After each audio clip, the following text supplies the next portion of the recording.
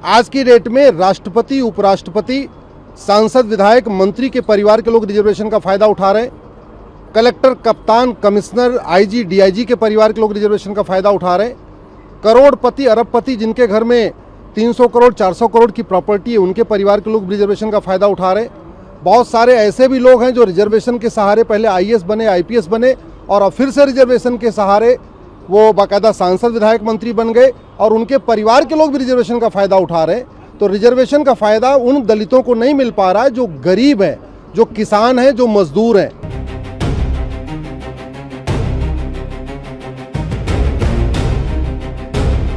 तो मैंने ये भी मांग किया कि जब जब पेपर लीक का मामला आए और जिनको पकड़ा जाए उनके घर के ये भी देखा जाए कि क्या उन्होंने कुछ बेनामी प्रॉपर्टी बनाई है, उनके घर में कितनी आयसरिक संपत्ति है। और चौथी हमारी मांग ये है कि पेपर लीक में कंसेक्टिव सेंटेंस हो। कंसेक्टिव सेंटेंस का मतलब जितनी धाराओं में सजा हो वो सारी सजा अलग अलग चले। तो अगर मान लीजिए 5 धारा में सजा होती है तो 25 साल की सजा चलनी चाहिए। कॉन्करेंट सजा में क्या होता है, सारी धाराओं की सजा एक साथ चलती है, इसलिए वो एक साथ नहीं हो पाती है। मैंने अपनी पीआईएल में चाइना का, कनाडा का और भी कई देशों का एग्जाम्पल दिया है जहाँ आजीवन कारावास तक की सजा होती है, 100% प्रॉपर्टी सीज की जाती है, लेकिन हमारे देश में ऐसा प्रावधान नहीं है। माननीय सुप्रीम कोर्ट ने हमारी पीआईएल पे केंद्र सरकार के अलावा सभी राज्य सरकारों को नोटिस जारी किया है, 4 सप्ताह के अंदर जवाब मांगा है। हमने माननीय सुप्रीम कोर्ट में एक पीआईएल फाइल किया है और मांग किया है कि SC/ST रिजर्वेशन में भी क्रीमी लेयर सिस्टम इंप्लीमेंट किया जाए।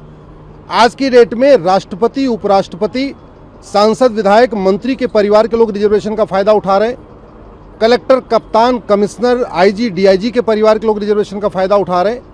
करोड़पति, अरबपति जिनके घर में 300 करोड़ 400 करोड़ की प्रॉपर्टी है, उनके परिवार के लोग रिजर्वेशन का फायदा उठा रहे हैं। बहुत सारे ऐसे भी लोग हैं जो रिजर्वेशन के सहारे पहले आईएएस बने, आईपीएस बने और अब फिर से रिजर्वेशन के सहारे वो बाकायदा सांसद, विधायक, मंत्री बन गए और उनके परिवार के लोग भी रिजर्वेशन का फायदा उठा रहे हैं।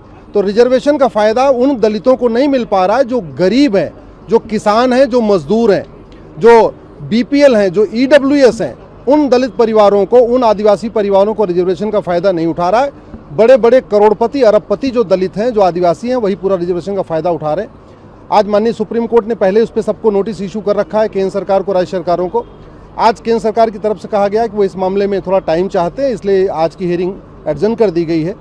अगले महीने इसके ऊपर फिर सुनवाई होगी।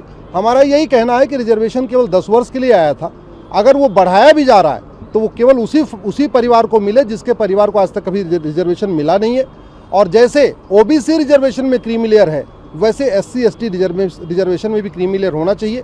इसके पहले केंद्र सरकार का जवाब आया था, उन्होंने इसका विरोध किया है, हम लोगों की पीआईएल का विरोध किया है, लेकिन अब फाइनल हियरिंग होगी, उसमें माननीय सुप्रीम कोर्ट का जो आदेश होगा वो पूरे देश के लिए लागू होगा। मैंने पेपर लीक के खिलाफ माननीय सुप्रीम कोर्ट में पीआईएल फाइल किया और उसमें सबसे पहले तो हमने ये मांग किया है कि पेपर लीक का जो इन्वेस्टिगेशन होता है, इसका स्टैंडर्ड फॉर्मेट बनाया जाए, कि इसकी SOP बनाई जाए।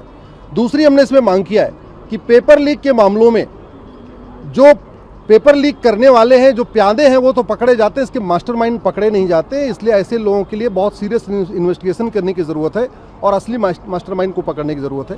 तीसरी हमने ये भी मांग किया है कि पेपर लीक करने वालों की प्रॉपर्टी की जांच नहीं होती है, कि पिछले 10 वर्ष में उनके परिवार में कितनी प्रॉपर्टी बढ़ी है, उनके माता पिता के नाम पे, उनके ब्लड रिलेटिव्स के नाम पे, उनके भाई बहन के नाम पे, उनके रिश्तेदारों के नाम पे कितनी प्रॉपर्टी बढ़ी है, इसकी जाँच नहीं होती है।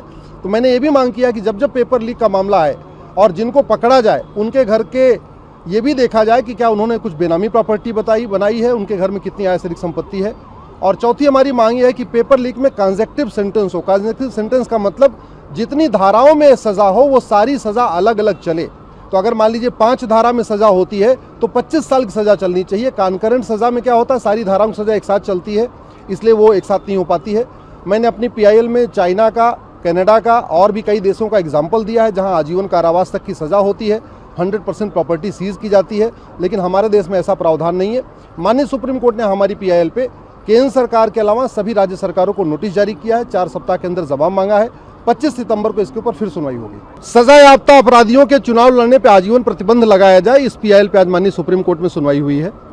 अभी अगर किसी को 2 दिन की सजा हो जाए तो वो सरकारी नौकरी में नहीं जा सकता, वो चपरासी नहीं बन सकता, सिपाही दरोगा भी नहीं बन सकता।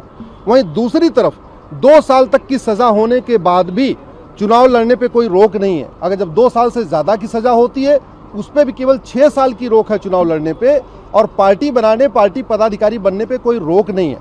हमने पीआईएल फाइल करके ये मांग किया है कि जो लोग सजा याफ्ता हैं इनके चुनाव लड़ने पे भी आजीवन प्रतिबंध होना चाहिए, पार्टी बनाने पर भी आजीवन प्रतिबंध होना चाहिए और पार्टी पदाधिकारी बनने पर भी आजीवन प्रतिबंध होना चाहिए। माननीय सुप्रीम कोर्ट ने आज हम दोनों पार्टियों को, सरकार को भी और हमें कहा है कि आप 2 सप्ताह के अंदर अपना फाइनल इसके ऊपर रिटर्न सबमिशन फाइल कर दीजिए, रिटर्न आर्गूमेंट फाइल कर दीजिए, जो आपको जजमेंट इसके ऊपर साइड करना वो साइड कर दीजिए और फाइनल हियरिंग के लिए स्पेशल एक बेंच बनाने के लिए बोला है। मैं आशा करता हूं कि बहुत जल्दी इसके ऊपर फाइनल हियरिंग होगी और सजा याफ्ता लोगों के चुनाव लड़ने, पार्टी बनाने और पार्टी पदाधिकारी बनने पर आजीवन प्रतिबंध लगेगा।